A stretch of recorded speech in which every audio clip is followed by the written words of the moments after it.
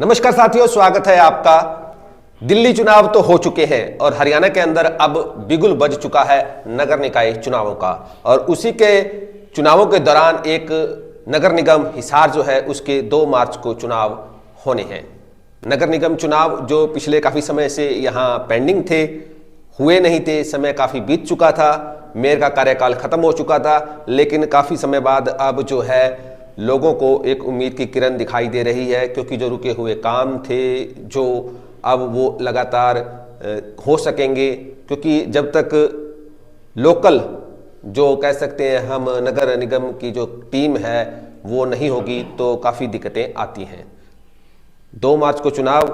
जिसके लिए अभी से प्रक्रिया शुरू हो चुकी है, चुनाव आचार संहिता लग चुकी है। और हमारे साथ इसी चुनाव के ऊपर चर्चा करने के लिए जो हस्तियां मेरी दाईं तरफ आप देख रहे हैं, रमेश गोदारा जी केजी हरियाणा से, HR न्यूज़ चैनल है इनका, रण सिंह पंवार जी PMFO न्यूज़ से हैं, और प्रवीण जी हमारे स्ट्रॉन्ग हरियाणा से हैं। हम थोड़ी इनसे चर्चा करेंगे हिसार चुनाव को लेकर। सबसे पहले तो रमेश जी, मैं ये जानना चाहता हूँ, काफ़ी समय बाद ये चुनाव हो रहा है, और क्योंकि आज से लगभग मुझे जहाँ तक जानकारी है साल पहले से चुनाव हो जाना चाहिए था, इतनी देरी चुनाव होने की वजह आप क्या मानते हैं? कुछ तो चुनाव की जो मतदाता सूचियां थी उनमें अभी पूरा उनमें नाम दर्ज हुए हैं, उनका प्रकाशित की है, उस हिसाब से उसमें कुछ टाइम लगा, मतलब टेक्निकल्स कुछ टेक्निकल। और यहाँ पे रण सिंह जी, जैसे पहले शायद यहाँ पर वार्ड कम थे, अब कोई वार्ड बढ़ाया गया है क्या यहाँ पे सर? वार्ड तो पहले भी 20 थे और अब भी 20 है, लेकिन कुछ फेरबदल वार्डों के अंदर कुछ हिस्सा कहीं से काट के किसी वार्ड में लगाया गया है, कुछ हिस्सा कहीं पे लगाया गया है, और कुछ जो है नई सर्वे के हिसाब से जो अब की बार सरकार ने जो है वार्डों के अंदर रिजर्वेशन देना था, जैसे BC-A को, BC-B को, SC को, महिला को, तो रिजर्वेशन के हिसाब से सर्वे करवा करके और उन वार्ड बंदियों के अंदर जो है ये लेना पड़ा, रिजर्वेशन सीट्स बनाई, तो इसलिए इनमें थोड़ा कुछ हिस्सा इधर से उधर करना पड़ा। वार्ड उतने ही है वार्ड। अच्छा, मैं ये जानना चाहता हूँ, जो मेयर का चुनाव होने जा रहा है, क्या वो जनरल सीट है या आरक्षित सीट है? मेयर का जो चुनाव है वो जनरल सीट है, इस पे महिला पुरुष SC BC कोई भी व्यक्ति जो है चुनाव लड़ सकता है, और दूसरी बार है, पिछली बार भी ओपन थी और अब की बार भी मेयर की सीट जो है ओपन, जो उम्मीदवार चुनाव लड़ सकता है। एक मैंने पिछले दिनों मीडिया के अंदर एक खबर पड़ी थी, इस बार जो है बीजेपी के 2 कद्दावर नेता, एक तो हमारे पूर्व मंत्री रहे हैं कमल गुप्ता जी, विधायक भी रहे हैं, और एक अभी जो मौजूदा विधायक और काफ़ी बड़ा परिवार है, जिंदल परिवार जो है, उनके बीच में उन्होंने मुकाबला बता दिया। क्या मानते हैं, कुछ ऐसा होने जा रहा है? ऐसा है, बीजेपी ने पहले ही घोषणा की हुई है कि वो अपनी चुनाव चिन्ह पे, कमल के निशान पे चुनाव लड़ाएगी उम्मीदवारों को, और कयास ये लड़ाए जा रहे हैं कि जिनको टिकट मिलेगी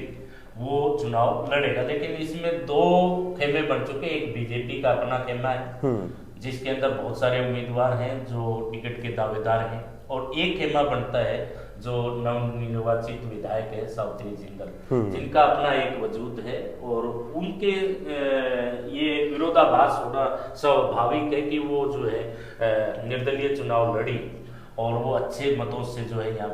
विजयी रही, और बाद में समर्थन जो है भाजपा को दिया, तो लोगों को लग रहा है कि उनका पलड़ा जो है भारी लग रहा है।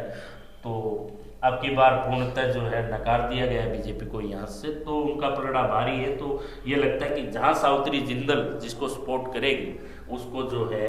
उम्मीदवार जो है वो जीत के यहाँ पे आएगा, ऐसा कयास लगाया जा रहा है। हालांकि कोशिश ये रहेगी कि बीजेपी भी अपने उम्मीदवार को मैदान में उतारेगी, क्योंकि नीरा जो है वो इस पे नहीं रहना चाहती बीजेपी की भी, भाजपा को जो समर्थित विधायक है उसी के विधायक की भी उन्हीं के पास हो, और मेयर भी जो है उनके समर्थन में जो कैंडिडेट उतारा जाए उसको बनाया जाए। रण सिंह, हम आपके पास आते हैं। रण सिंह जी, मैं प्रवीण जी से ये पूछना चाहता हूँ, ग्राउंड रिपोर्टिंग करते हैं, जब ग्राउंड की रिपोर्टिंग होती है तो क्या दिक्कतें जो है धरातल के ऊपर जो है वो दिखाई दे रही हैं, चाहे वो किसी भी प्रकार की प्रॉब्लम्स है? हिसार शहर की बात करें तो सर सबसे पहले जो है एक बस स्टैंड की बात करें तो नियर बाई नज़दीक है, जो नागौरी गेट है, परजत चौक है, पीछे जो कैंप चौक है, पड़ाव वो फुहारा चौक है, वहाँ से लेकर और बस स्टैंड तक एक प्रॉपर तरीके से जाम रहता है। ओके। लगभग शुरुआत सुबह से शुरुआत हो जाती है जाम की और देर रात तक जाम रहता है। सबसे बड़ी समस्या ये है। दूसरी समस्या कि एक आवारा पशु है जो पीछे लंबे समय से भी काम भी कर रही है भारतीय जनता पार्टी, और ये कह भी रही है कि भाई हम जो है आवारा पशु है जो खास करके गाय हैं उनके लिए गौशाला का भी विशेष प्रबंध किया है, और लगातार जो निगम की टीम है वो पकड़ भी रही हैं, और लेकिन उस पर अच्छा काम नहीं हुआ प्रॉपर तरीके से, और वे आज भी ये समस्या बरकरार है।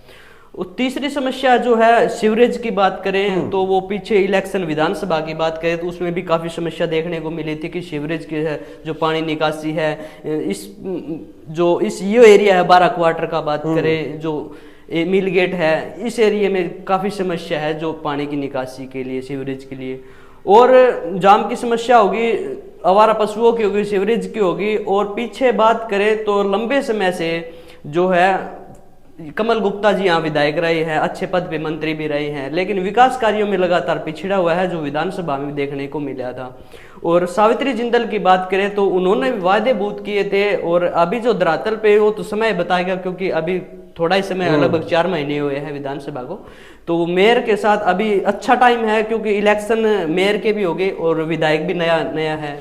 तो दोनों मिलके किस प्रकार का काम करते हैं। और ये भी होगा भाई कांग्रेस भी फाइट करेगी, हो सकता है क्योंकि कांग्रेस भी लंबे समय से वेट कर रही है भाई हम भी जो है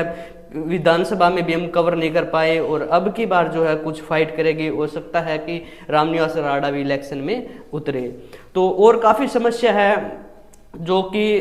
फिलहाल जिस पे प्रॉपर तरीके से काम नहीं हो रहा, और आगे अगर मेयर अच्छा बनता है तो हो सकता है कि अच्छा काम हो। रमेश जी, जैसे कि प्रवीण जी ने कई समस्याओं का जिक्र किया है, इनके अलावा भी कोई ऐसी समस्या आपको यहाँ देखने को मिली या लोगों ने बताई हो जो काफी लंबे समय से है और कितनी सरकारें यहाँ जा चुकी हैं और उसका अभी तक हल ना हुआ हो? रघुवीर जी, एक तो कूड़े की समस्या यहाँ सबसे बड़ी है। ओके। यहाँ कूड़े के लिए डंपिंग स्टेशन कभी कहीं परमानेंट डंपिंग स्टेशन यहाँ नहीं मिला है, सबसे बड़ी समस्या तो ये रहती है यहाँ। और दूसरी बात अभी प्रवीण जी कह रहे थे, रण सिंह जी बता रहे थे भाई फाइट किस में रहेगी। फाइट का तो मेन आप ये मान के चलो 11 से लेकर 17 तारीख को तो नॉमिनेशन की डेट है। हाँ जी। और 18 तारीख को छंटनी होनी है और 19 तारीख को नाम वापसी होने हैं, और 19 तारीख के बाद जितने उम्मीदवार, कौन सी पार्टी का उम्मीदवार मैदान में रहता है, कौन आजाद रहता है, कौन बागी होता है, उसके बाद जब उम्मीदवार मैदान में आएंगे ना, उसके बाद मेन फाइट का तो तभी पता लगेगा भाई किसमें जबरदस्त फाइट है। तो जैसे मौजूदा समय में अगर हम पार्टियों का जिक्र करते हैं तो कई पार्टियां हैं, इसमें जेजेपी भी है, इनेलो भी है, क्योंकि इनेलडी की तो फिलहाल इस विधानसभा चुनाव में 2 बार दो विधायक बन चुके हैं, और आम आदमी पार्टी भी अपना कोशिश करती रहती है गाहे बगाहे, और बीजेपी और कांग्रेस। क्या इनके अलावा भी कोई ऐसी पर्सनैलिटी है, अगर पार्टी को छोड़ दें हम, जो निर्दलीय के तौर पर या आज़ाद तौर पर भी अपना भाग्य आजमाना चाहती है या फाइट में दिखाई दे रही है? रघुवीर जी, जिस तरह से आपने कहा कि इन पार्टियों के अलावा मौजूदा जो पार्टियां हैं वो कोई ना कोई अपने उम्मीदवार को उतारती है मैदान में। कुछ पार्टियां जो है चुनाव चिन्ह पे लड़ती हैं, कुछ जो है समर्थित उम्मीदवार उतारती है, अपने चुनाव चिन्ह पे नहीं लड़ती। तो पीछे भी ऐसा हुआ कि बीजेपी ने अपना चुनाव चिन्ह के ऊपर उम्मीदवार उतारा और कांग्रेस ने समर्थन में उतारा। तो ऐसे ही लगभग पार्टियां जो है समर्थन में उतारती हैं। और जो बात करें आउटर की कि पार्टियों के अलावा बहुत कम चांसेस है कि पार्टियों के अलावा कोई उम्मीदवार बचता है, क्योंकि जो चुनावी रणनीति में रहता है, चुनाव की गतिविधियों में भाग लेता है या राजनीति में भाग लेता है, वो कोई ना कोई किसी न किसी पार्टी से जुड़ा होता है। यहाँ हिसार की बात करें तो मुझे नहीं लगता कि कोई व्यक्ति ऐसा प्रबल दावेदार मजबूत उम्मीदवार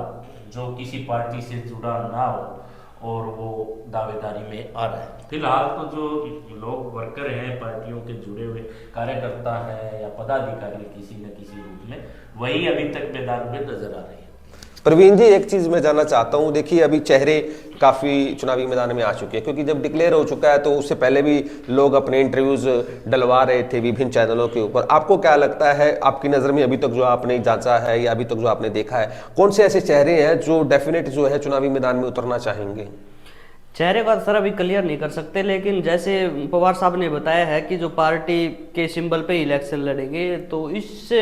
मुझे नहीं लगा कि पार्टी के सिंबल पे प्रॉपर जो है कैंडिडेट लड़ेंगे, क्योंकि हमने विधानसभा में देखा था कि सावित्री जिंदल जो है मजबूत उम्मीदवार थी और भारतीय जनता पार्टी की टिकट भी चाहती थी और मिल भी सकती थी। और फिर ये भी कयास लगाया नजदीक जैसे इलेक्शन आया कि भाई कांग्रेस से लड़ेगी, तो ना तो कांग्रेस से ना बीजेपी से, और एक निर्दलीय के तौर पे वो मैदान में उतरी और जीत के जो है विधानसभा पहुंची। तो इसी तरह हो सकता है कि अगर सावित्री जिंदल का कोई समर्थित कैंडिडेट है या कोई कमल गुप्ता का है या किसी और का समर्थित है, कोई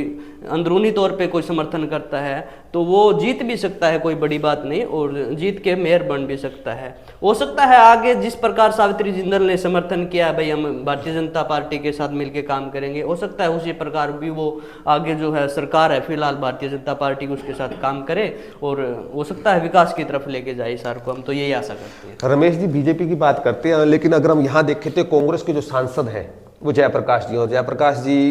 के बारे में तो आप भी अच्छे से जानते हैं किस प्रकार से वो हारे हुए चुनावों को जीत में तब्दील कर देते हैं, और अब फिलहाल वो सांसद हैं, तो उनके ऊपर भी एक व्यक्तिगत या कह सकते हैं नैतिक जिम्मेवारी बन जाती है अभी हिसार की सीट से, मेयर की सीट से किसी कांग्रेसी को उतार के उसको जितवाया जाए। तो क्या लगता है कोई कांग्रेसी ऐसा चेहरा है? नहीं,